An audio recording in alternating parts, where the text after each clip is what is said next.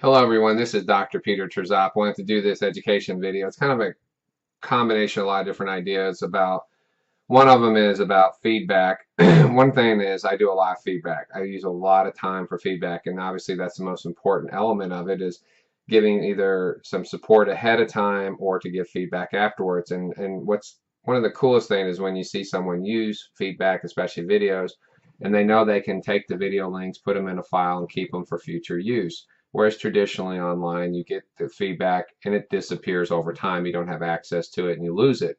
So that's really a big feature of videos I like a great deal, and I've had that emphasized over the last couple of weeks a lot by students.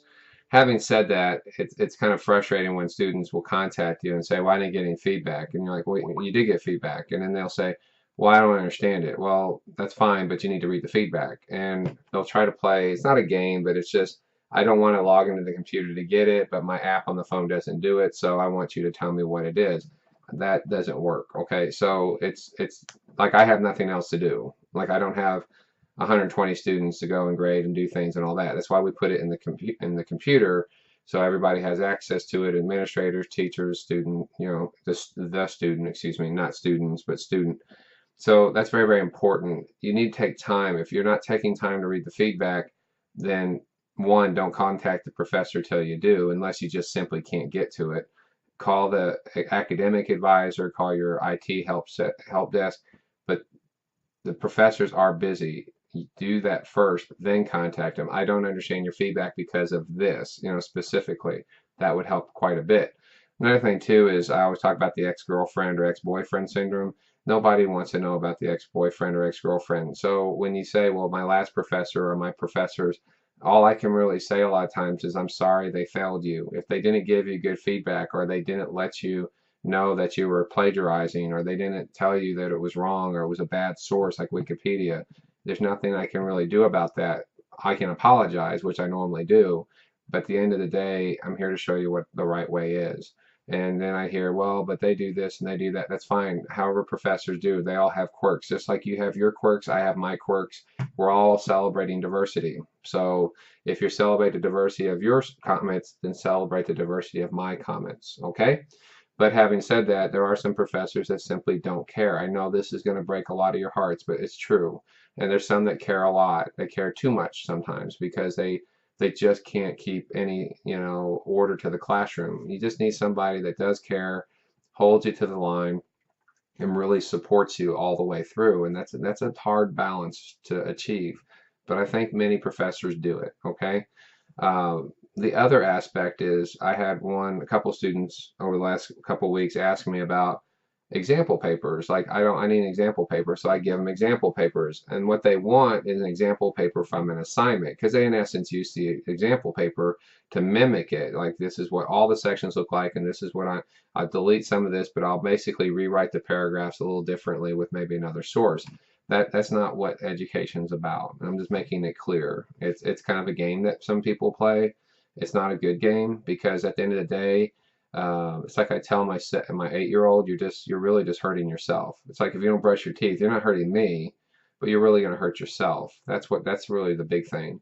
So I want students to know that while you can always checklist and get things done, it's not always the best solution. So having said that, I just want people to know that an example paper is really what you need, really good example papers, but you don't need one on each assignment to try to mimic and copy it. Another thing too is when you use sources, don't just open up a source and go, oh, look, they wrote this really good, 2 or 3 pages. I'll just mimic that all the way through. Professors see that type of stuff. Some again don't care and they let you get away with it. Others do, and then you have a problem. So another one that's been coming up a lot too is when you use sources, when you find yourself copying and pasting, or if you find yourself typing in the response without quoting, it's going to be a problem. And just because someone lets you get away with it doesn't mean it's right, and doesn't mean the person who calls you out on it is a bad person. They're saving you embarrassment, okay? Having said that, I had a student that argued that they didn't copy and paste it, that they just typed it all over. And I said, the worst part about it is you could have saved time by just copying and pasting. I mean, that's really the travesty there, okay? And there's a little humor with that. Having said that, one student that recently called me after a year graduating actually said that. She said that you were the only professor to call me out about how I would copy and paste and cite wrong. In other words, she didn't know she was doing it, but when she found out, she was devastated. But she actually came back around and she said, after I did that, I changed the way I did business and I actually did it right. Well, she was at a job, and this one girl at her job actually did exactly that and actually cheated. And the boss apparently had written some paper or some ideas years ago, and she used those just by chance. It was a certain industry. And I was like, oh man, it's got to hurt. I mean, what are the chances of getting caught like that? Especially from the boss you're with currently. Well, it was enough to lose her job and lose any promotions, bonuses, money, and all that. She lost everything.